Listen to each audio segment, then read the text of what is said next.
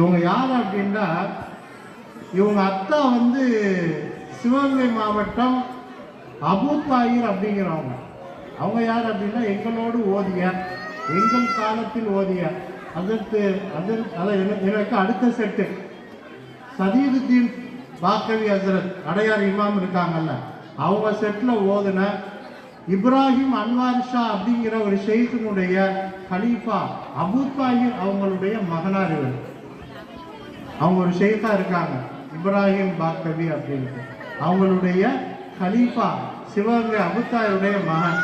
அவரை கௌரவிக்கிறதுக்காக வேண்டி ஒரு கிராத்தை அவரை ஓத வச்சு இப்பொழுது இன்ஷா அல்லாஹ் அவரை கௌரவிக்கப்படும் என நான் தெரியும். அவங்க பேரு அல் ஹாஃபில் ஹாஜா முஹீத்தீன்.